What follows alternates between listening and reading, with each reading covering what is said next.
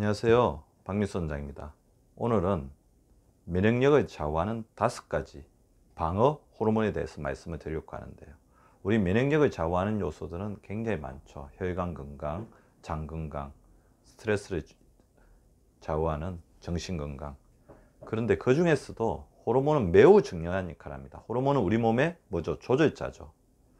호르몬이 나오는 분비기관과 호르몬이 작동하는 표적기관의 어떤 피드백 작업, 상호 연결작용을 통해서 균형을 맞추어주는 작용을 하기 때문에 호르몬의 균형이 깨어지면 우리 몸의 균형도 깨어지고 그것은 면역력의 파괴도 나타납니다. 따라서 면역력을 잘 유지하기 위해서는 이 면역력에 관여하는 5가지 호르몬을 최상으로 유지하는 것이 굉장히 중요한 과제라고 할 수 있을 건데요.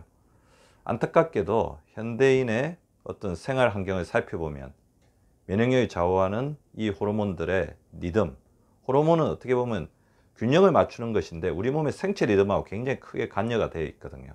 이 리듬 자체가 굉장히 많이 파괴되어 있는 것을 볼 수가 있습니다. 내 몸을 지키는 가장 강력한 갑옷이자 방패인 면역력에 영향을 미치는 5가지 호르몬의 역할을 살펴보시고 그것을 잘 유지시켜 주시기 바랍니다. 5가지 면역 호르몬은 비타민 D, 멜라토닌, 세로토닌, 인슐린 호르몬, 그 다음에 성장 호르몬이 있는데요. 먼저 비타민 D. 비타민 D는 다 칼슘을 흡수해서 고지혈당증을 예방하는 호르몬이라고도 알고 있지만 우리 몸의 가장 중요한 디펜스 호르몬, 방어 호르몬입니다.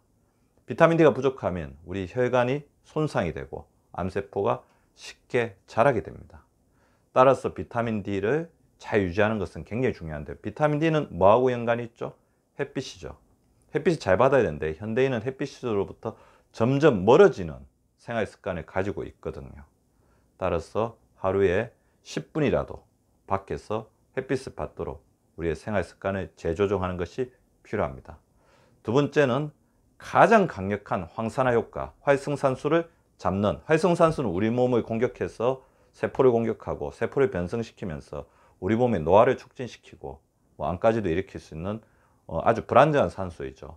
이 활성산소를 제거하는 능력, 황산화 능력이라고 하는데 이 황산화 능력은 황산화 물질인 비타민이나 미네랄을 먹는 것뿐만 아니라 우리 몸에서 자연적으로 형성되는 멜라토닌을 잘 유지하는 것이 매우 핵심적인 과제인데요. 멜라토닌은 언제 형성이 되죠? 낮에 햇빛을 받았을 때 생성이 되었다가 언제 분비가 됩니까? 밤에 분비가 되는데 그 조건은 빛이 완전히 차단되었을 때 분비가 됩니다. 따라서 이것도 빛과 어둠의 어떤 밸런스가 잘 맞아야 됩니다. 그래서 밤에 불을 켜놓고 자는 사람들은 황산화 호르몬인 멜라토닌의 효과를 최대한 받지 못하는 거죠. 그 다음에 행복 호르몬 세로토닌. 세로토닌 부족해지면 우울증, 학습 능력 부진 등에 시달리는데요. 세로토닌 또 그게 있어요. 우리 몸에서 언제 가장 많이 분비되냐 하면 기분이 좋을 때, 좋은 일을 할 때 많이 분비되기도 합니다. 따라서 테레사 수녀가 이렇게 선행하시는 모습을 보는 동영상을 보는 것만으로도 세로토닌 분비가 촉진된다는 연구 결과도 있고요. 그다음에 세로토닌이 가장 많은 곳은 우리의 장입니다. 장의 75%에서 90% 정도의 세로토닌이 장에 집중이 되어 있습니다. 따라서 장 건강이 안 좋을 때 기분이 안 좋은 것도 세로토닌 분비와 연관이 있죠. 더불어서 세로토닌의 분비가 원활하게 됐을 때, 세로토닌이 잘 분비가 됐을 때 장 건강도 좋아지죠. 장 운동이 좋아집니다.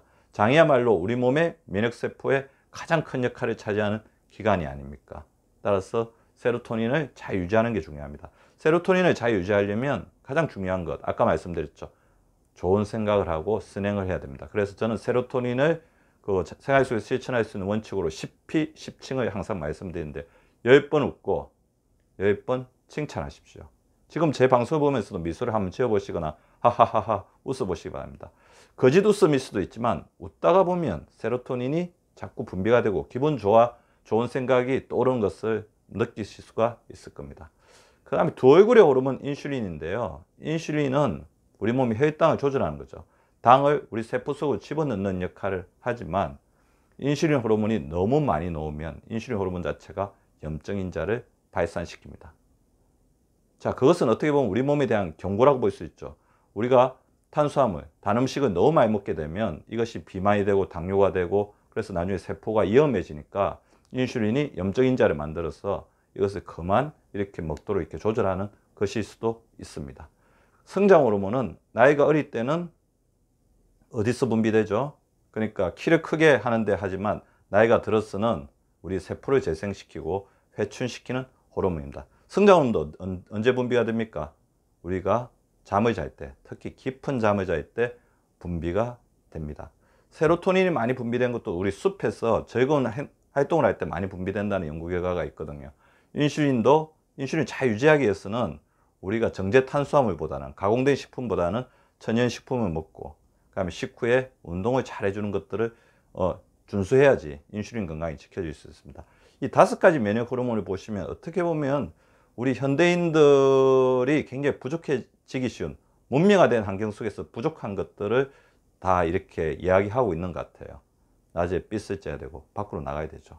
밤에는 또 빛을 제거해서 어둠을 제대로 즐겨야 되고 또 숲으로 가야 되고 그 다음에 흙에서 이렇게 지내고 그 다음에 뭐 운동을 좀 더 하고 깊은 잠을 자고 생각을 줄여야 되고 그 다음에 좋은 생각을 해야 되고 이런 것들 봤을 때는 조금 더 자연으로 돌아가는 것이 우리 5가지 면역 호르몬을 극대화시키는 방법이라고 할 수 있습니다. 면역 호르몬의 대표적인 음식 재료를 좀 소개시켜 드리도록 하겠는데요. 비타민 E는 햇빛이 제일 중요합니다. 더불어서 버섯과 시래기에 풍부하다고 알려져 있습니다. 멜라토닌은 체리에 굉장히 많은 양이 있다고 하고요. 인슐린의 어떤 기능을 좋게 하는 데는 아연, 미네랄 아연이 굉장히 중요한데 아연이 풍부한 음식 중에서도 굴이 풍부하다고 하겠습니다.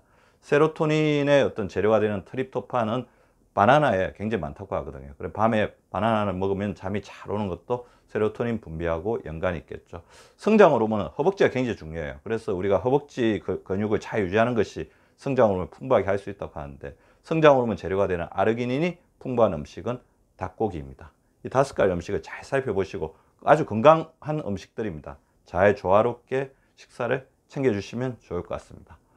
오늘 건강명언은 몽테뉴, 프랑스의 아주 대표적인 르네상스 시대의 철학자이자 사상가이자 수피가이죠. 건강명언을 전해드리도록 하겠습니다.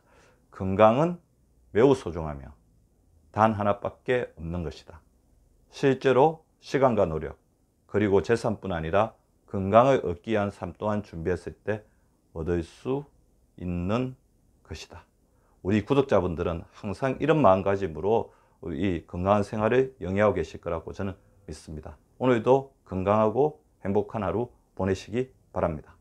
여러분이 눌러주시는 구독과 좋아요는 사랑입니다. 많이 많이 눌러주세요.